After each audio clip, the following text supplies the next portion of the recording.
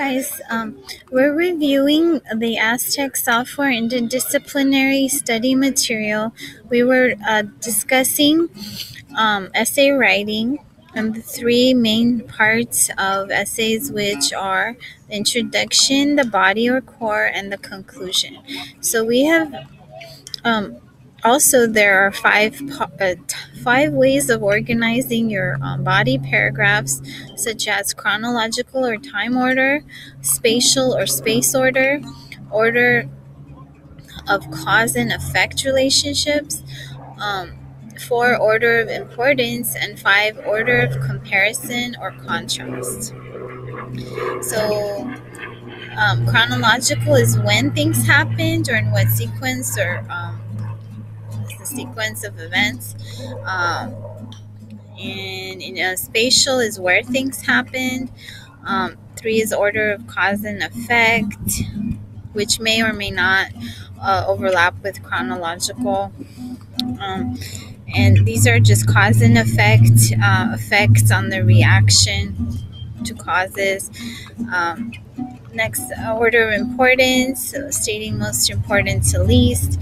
And next, five, order of comparison or contrast, pointing out differences and similarities between factors. So, we were on the section of conclusion, which usually is the reinstatement of your initial thesis with an insightful conclusion or an overview and an emphasis on the main arguments. It should convince reader that essay has made its point and can additionally ask a question or add an opinion or to interpret, but it cannot present any new material that wasn't before. An essay often presents information so that an opinion can be drawn from or supported by this information.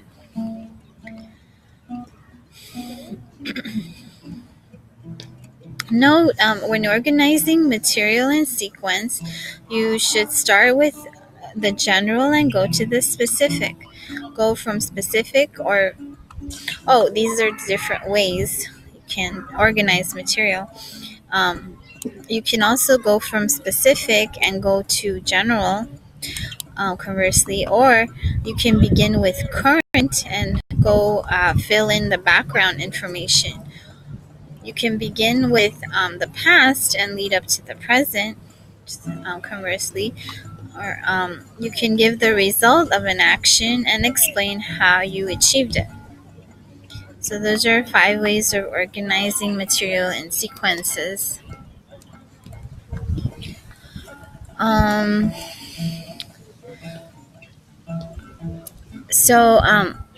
In summary, an opening statement gives a reader some idea of what will be discussed. So pertinent facts are used in your body. These are premises or facts which unfold in a logical way or explain your opening statement. And then the ending leaves the readers with an idea of how they should think or to feel. So hints on how to improve your writing structure and style. Put unnecessary information aside. So do not crowd your report or your writing with unneeded information. This can make it harder for the reader to find important facts or required facts. Also, if you have too much information or too many words, this can obscure or to make unclear your message. You should also avoid repetitive words or phrases and not be too choppy. You should use the best connecting words for making sentences. You should write sentences that are varied in structure and pattern. You should also place words where they affect the meaning of a sentence. You should place modifiers or phrases or words that um,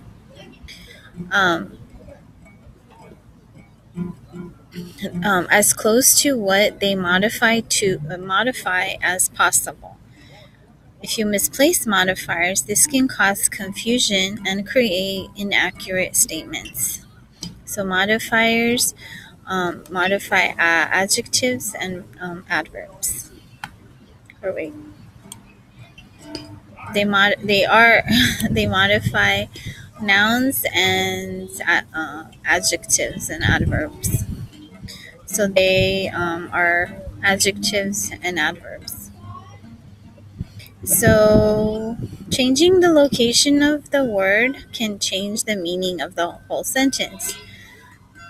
So this is important on word placement.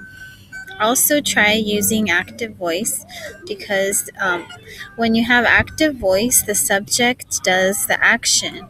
With a passive word, it doesn't say who the action is done by. All you know is the subject. You know who receives the action. Wait. Okay, so with passive, the subject is receiving the action, so you don't know who does the actual action. Okay. Also, avoid vague language, and you should be specific and informative. Try not to use pompous language, trying to sound important, or complicated language, which can be hard to understand, or long-winded and confusing, or misleading. Words and phrases that are recommended for uncluttered language. You can use the word during. You can use I was particularly impressed with. In an economic necessity, the word determine, critical, I'd like to discuss further, etc. You should try to be as brief as possible without losing meaning. For smoother writing and to reflect your thought process logically and accurately, use conjunctions to connect phrases, clauses, sentences, and paragraphs. Coordinating conjunctions such as and, but, for, nor, yet shows contradiction, distinction, difference, etc. Subordinating conjunctions such as because shows reason, also if, when, as, and though. Um,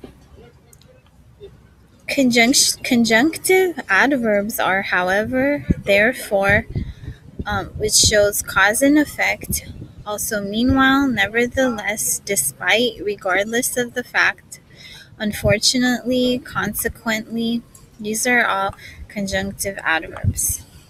Transitional expressions are for the same reason, or for on the other hand, in addition. This shows consequence that follows, or finally. These are expressions. So the next section discusses business writing, which follows all the above rules we've discussed so far. You should emphasize clear writing in your business or inquiry letters. You should clarify everything in your handwriting, your delivery of the information, and you should pay more attention in its format. You should use professional tone, word choice, expression. You have 5 main parts: heading, salutation, body, closing, and signature, if applicable. Heading is the address of company, date, you write the letters, your address. Your salutation is formal greetings to employees of companies. Use formal titles, write out full names or departments. The body is the main information. And closing, formal closing, regards, thank you, warm regards, respectively, kind regards, best.